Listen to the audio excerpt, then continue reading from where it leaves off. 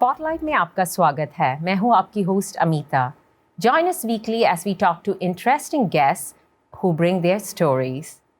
Our guest today is an all-rounder, a female role model who inspires us with her trailblazer projects. An educator and a filmmaker for a cause, her recent documentary, Guru Cool, is getting rave reviews. It's with pleasure I welcome to our show Miss Sangita Iyer. Sangita, आपका स्वागत है. Thank you so much for having me here. It's an honor and a privilege. We are very excited to find out what this documentary is all about. But before we get to that, tell us a little bit more about your growing up and education. Sure. I was born and raised in India. It's a city called Vadodara, also known as Baroda. So I think I spent my entire childhood and my university days there. Before I moved to Canada, I went to school there and I did my master's in psychology there. And I was on the verge of starting my PhD, but I think God had other plans in place because I ended up moving to Canada by then. So it kind of put a hold on that. And that's very interesting. Psychology, it's not a very well sought after field in India, if I'm not mistaken. It is now, for sure. Now, but yeah, absolutely. Yeah. In those days too, we had a good bunch of people opting for that.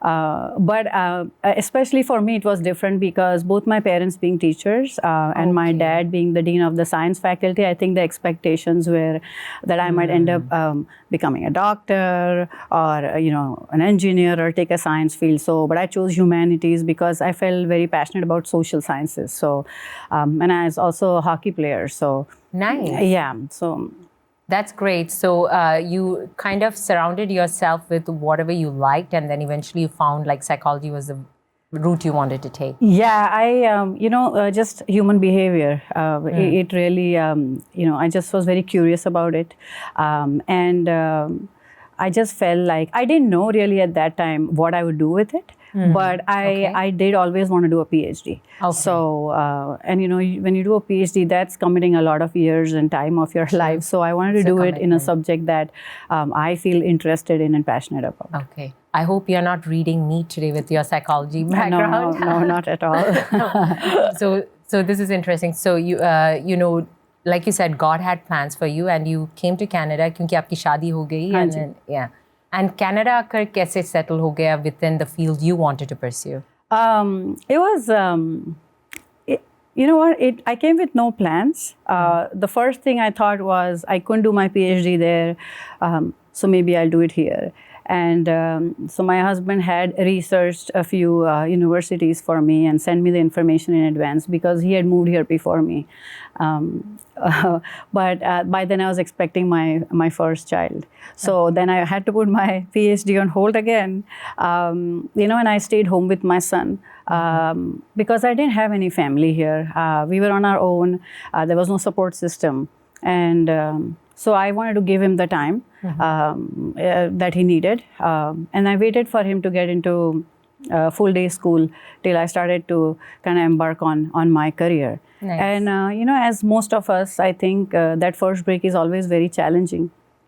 So it was a bit of an adjustment because in your mind, you're thinking, I have a master's, I'm highly educated. And there was a lot of appreciation here for a master's. But it was not easy to break into my field. So I really started, I think, part-time in customer service just to just learn the culture and get my foot in. And then I was able to grow from there. And because, once you get in and then you prove yourself and do the work that you need to, I was able to then go up. And I went into HR and because I also had a background in learning and development and training. So I went into adult education and then in the corporate world. That was like 10 to 12 years in learning and development as an instructional designer and a trainer and a mentor and a coach. Amazing. It's quite a learning point for everyone watching. Like you said, you came from such a highly educated background, but that didn't deter you to go into an entry-level job because you wanted to get customized to the culture in the country you had just arrived in. And that's a very good learning point, because some of us, I don't know whether it's the ego or just the worry that, oh, I have a professional degree and why am I starting at entry level? But you're such a great example, one, where you started at entry level, and C, kudos to you where you're today. Thank you. Second thing, prioritizing. Sometimes life gets in the way, like you said, you were expecting, you had a child, but you didn't let go of your ambitions, and that's kudos to you. Thank you. And today you are part of many important projects that are humanitarian, which is your passion. Yes. One of them being Basis India. Tell us a little bit more about that. So it's an organization. We have a team in Canada and in Germany as well, but the work is being done now in India and Kenya. And, we're just providing learning opportunities and for children, especially youth who've dropped out of school or who've been forced into different kind of, in a very difficult world, basically, and who have, be it prostitution or being sold or being forced into things they don't want to do. And then they have a hard time readjusting to society, and sometimes their own families don't want to accept them. So, how do we help them adjust, because they've been through something so horrific, and how do we teach them to kind of get back to that normalcy, which is not easy for them. So just providing literacy and training and whatever help we can to get them back into that normalcy, and then hopefully they go back to school and start learning and find jobs. Wow, what a wonderful project. Well, congratulations Thank on you. that. So there's more projects you're part of, especially the recent documentary. Yes. So उसके बारे में जानेंगे, लेकिन उससे पहले लेते एक छोटा सा break.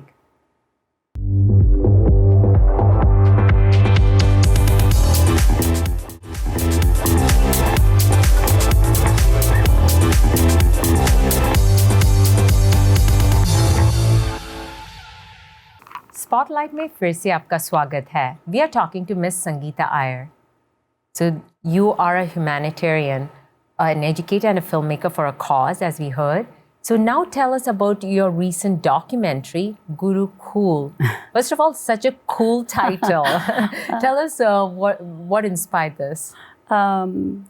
So Guru Cool, as you must have heard, back in the days in India, we had जो गुरुकुल की प्रथा बोलते हैं, right, for education back in the Vedic days. So I'm talking about years and years ago. Yeah, ancestral तो obviously उसको highlight किया है and talking about modern education as well. So it's almost like I like to call it the Kal Aaj or Kal of our education system. And it's a short documentary. It's just 32 minutes. So I feel like I've just touched the tip of the iceberg, and I want to keep making part 2 and part 3 because there's so much about education that we can talk about. But Guru Cool the name was inspired basically to kind of show the coming together of the past heritage and the current modern education. So the cool is to kind of signify the modern system. But the intent is there were all these philosophies and principles in the Gurukul system that really were very scientifically planned. And people who came out of the Gurukul system were very well-rounded in terms of education. They were able to adjust to society very well because the focus was on the IQ, EQ, and SQ, which is like, the intelligent quotient, but also the emotional intelligence and spiritual intelligence. They were also taught not only to do things practically. So we didn't have exams like we have today where we write and write and write. Theory. Because, we don't know if they have actually understood the content or if it's just rote learning. Back in the day was more practical, and you had to demonstrate those behaviors, and the guru knew that, okay, you understood the subject and the concept. And there was also an expectation when you left the Gurukul that you would be of use to the community and society at large, and you would do something for the world. So even though we may not be able to duplicate everything, we can take all that good from there and bring it into modern education and try to fill the gaps in modern education, because I personally believe, and I could be wrong, but modern education focuses heavily on just the IQ, the intelligent quotient. And, students are feeling a lot of pressure of marks and grades and performance. Very true. And that is bringing about a rise in mental illness globally. Mm-hmm. So the that's why expectations and comparisons. Yes, absolutely. Yeah. And suicide rates and just anxiety, depression, all that is on a rise, and it's rising very rapidly. And it's like a one size fits all. They are not catering to the individual needs. Absolutely. Yeah. So the intent was like, obviously times have drastically changed. So we need some of the things that modern education has to offer today to be adjusted in time today. But there's so many good philosophies and principles from those days that we can bring in now. So Gurukul is really a conversation among educators. And I've tried to talk to everybody who's impacted by the education system, so leaders of institutions and teachers and parents and students, to get their perspective on what they're feeling right now. So these are people who are part of the system now. And I filmed Gurukul in Baroda. It started small, really. I didn't expect it to grow this large. It was in memory of my mother, who was a teacher. She's still very well loved by her students, ex-students, and her colleagues, and she's no more. But I realized that she made a huge impact on them. And my dad, who I said earlier, he's given his entire life to the education system. Excuse me. And he retired as a dean of the science faculty about a decade ago, but he is still so heavily involved in the education system, and he still coaches and mentors students. And and he's always ready to help, and he's always ready to teach, and he has so much knowledge, like a powerhouse of knowledge. So the idea came from there, and it was like almost just paying a tribute to all the teachers around the world, because I feel when I formed my production company, Metal Films, the intent was to talk about events or people or ideas that have social relevance and are everyday life heroes. And I feel like teachers are our everyday heroes who don't get the recognition they deserve. So you are providing the voice for them, and the subject is all about bringing about the much needed change in our education system. Yeah, and just giving a voice to everybody who's part of the education system as to what are you feeling and how would you like to change things going forward. I'm sure people who watch it will get validated, because a lot of them are probably feeling it but don't know that they need to voice this to bring about that change. So where did the screening take place, or are there more screenings coming up? Yeah, the first screening that we had was in California in October. It was at the South Asian Literature and Art Festival. That's where we had our world premiere. And the response was very positive, which was, I was really grateful for that, because I didn't know what to expect. Yes. And the other screening we recently had was in India, in Baroda itself. So I just wanted to, that was my thank you to the people of the city who participated. And of course, my dad's still there. So the response was just out of my imagination. Great. I did not expect the kind of response that I got, not just from the people, but from media, both electronic and print. And so, yeah, that was just recently, just mid-December. Nice. So we've had 2 screenings so far. Nice. And now we're just waiting to see if any other festival will pick it up. And I'm really hoping that we get an opportunity to showcase it in Toronto, because I've been here now 22 years. And I have a lot of friends and family who are in Toronto who want to watch it. And some of them are kind of upset with me that you've shown it in California and in India, and when do we get to see it? Well, they have sparked the idea in you, so you will probably work on it and getting it to us. So where can our viewers find more information if that screening is going to happen, or where can they eventually watch the documentary?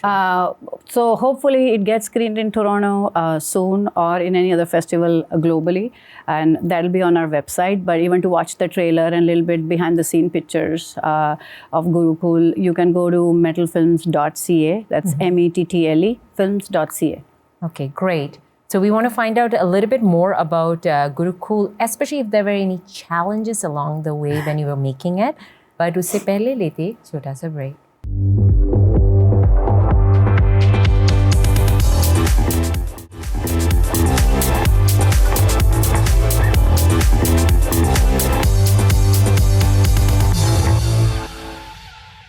Welcome back to Spotlight. We are talking to educator and filmmaker Sangita Iyer. So this is great. So we look forward to Gurukul in Toronto. Thank you. I have a question for you. All the way in India, like making this documentary, did you have any challenges, first of all, making it and then getting it released at the screenings? Several. Okay.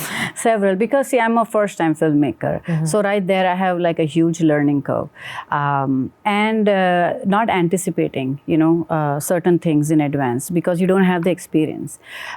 So while the making of the film too, just even reaching out to people, knowing who the right person is, who will fit into the team, who will be able to understand your vision. And then I was very limited in my resources. So the first challenge was budget. I had this big a vision, but the budget was this small. So now, how do I make them meet somewhere in between? So I totally blew my budget. And I think if I really wanted to get what I was aiming for, I would need a lot more on my budget. So I feel like as an independent first-time filmmaker, the number one challenge I faced was budget. The second one was technology. So I felt until then that I was quite well versed with technology and I was comfortable because in my previous life, like I call it, I've done a lot of instructional design and training, and I designed a lot of training content. I still do. So I thought, oh, I'm really neat with technology, but oh my, there's a learning curve there too. And I'm not just even talking about the editing piece because we had a team. And but it's just understanding different places and different versions, and when we are filming too and when we are screening too, theaters have different requirements and the cameras have to be like this and this has to be in this format, and I didn't know any of that going in. So that was another big challenge, learning technology on the go because everything was very time sensitive. But I feel good because I feel I'm so well prepared for my next one now, right? But that's great. You took up the challenge and you learned on the field, right? So that is amazing. And I also feel a big thing for me, and maybe other people can relate, and it doesn't only apply to filmmaking, but anywhere you're trying out something for the first time, it's a general attitude of people is they don't know if they can trust you in the sense that they've not seen your work. So I call it rejection in the sense that you have to be prepared to face a lot of rejection because you're going to need the help and at several levels, and you may not always get it because people are maybe afraid to first timer, right? And it's the irony of it is that when I'm doing something for the first time, that's when I need the most help because once I make 5 or 10 films, I'm well equipped, I'm hoping by then, to not need that help. So it was very challenging, and I had to constantly keep myself motivated. So from within you, believe in yourself, right? And I gave up. I'll be honest. I gave up at one time. I shelved it, and I said, "Okay, this is it. I can't do it. This is not going to happen for me." And then, I had my family, my husband, and my friends who kind of coaxed me to do it. Don't give up. You've come this far. Give it a shot. You have that support from around you. That support system is huge because you can't do anything on your own. So those were my top 3, I would say. But But it's amazing. I love the whole theme I hear through our conversation is, you have a vision, you have challenges, you don't give up. Maybe you put it away for a while, but you come back to it. And that's amazing, Sangita. Thank you. What's your vision going forth? We already heard there might be a Gurukul 2, a Gurukul 3, and it sounds like you will work on more films. But overall, what's your vision? Absolutely. The Gurukul 2 is just because, like I said, it's it's just education is such a huge subject, and there's so much I want to talk about. And because it's a short film, I just wanted to get people to start conversing and having that open dialogue. And I'm hoping I have been able to do that based on the feedback I received from the 2 screenings that we've had. But I want to delve deeper now into it and hopefully go for a part 2. I also have a story written down, which is more than halfway through for another film, hopefully. And I don't know, this could be a documentary, but it could also be a commercial film because of the topic. It has to do with psychology, and it's about a personality disorder. Nice, very interesting. So that's one thing. And I don't know, I'm very close to and attached to anything that has to I told you it's about socially relevant topics. So another one that's top of mind is anything to do with abuse. So animal abuse, child abuse, abuse against women. That always gets to me. And the goal of creating a production house and making films was, I think, it's a coming together of everything for me, because I'm a lifelong learner. I'm constantly on the lookout for learning something, and it drives certain people in my family and friends nuts. Like, how do you do this, and why do you keep doing this? Like, why do you have this constant need to? Oh, I want to learn this, and then I've been learning things, and I feel like they're going all parallel. And I'm like, I don't know where this is all going, because psychology and feng shui and hockey and filmmaking, they don't connect technically. But I think I finally arrived to a point, and it took me about almost 50 years to get here, because that's almost how old I am. But I think that you're young at heart, and you look young. Thank you. It's all come together for me. All that has come together for me, because I feel like I have so much clarity on my purpose and passion and vision going forward. So the filmmaking, education, and psychology has all come together for me now. Amazing. Everything that you do brings about a positive change in the community, and I love all the topics that you are hoping to tackle. It's been great talking to you today, Sangita. Once again, where can our viewers find more information? So you could go to www.metalfilms.ca to learn more about the film and our upcoming projects. And do you have any final words of advice for our viewers who aspire to be like you, the multitasker, the go-getter? I don't know advice. I don't know if I'm in a position or qualified to give advice, but I can just share my experience in saying that I feel that, and this might get a little philosophical, but I speak from the heart, is the world that we live in, has a lot of power, has a lot of money now, but I feel like we are really lacking on empathy. We are really lacking on compassion. And so I wish, that is a plea out, to everyone, is like, let's show more compassion and empathy towards others. And I feel sometimes that even schools should be introducing these things as subjects. Just like you teach math and science and language, let's teach our children about empathy and compassion and kindness. And a lot of us, we tend to attach our self-worth to material things. And this is the advice I give myself and my children, is that don't attach your sense of self-worth or success to the number of degrees you have, or the title you may have, or the car you may drive, or the home you own, or any other materialistic thing. But gauge your success based on how generous you are, how kind you are, how humble you are. And so I think and for the youth out there too, I feel they're under a lot of pressure because of the times. It's a very turbulent time. It's a very confusing time for them, and we can't predict what the next 20, 30 years are going to be like. So I just tell, keep moving forward, and we have to now learn, unlearn, de-learn, keep reinventing ourselves, and we have to be resilient in the coming times. Very well said. Very wise words. Thank you so much, Sangita, once again, and we wish you all the best. Thank you for having me. Thank you. So that was Miss Sangita Iyer. She has inspired us to be compassionate and use our skills towards a cause that we believe in. Well, that's a wrap for this week's show.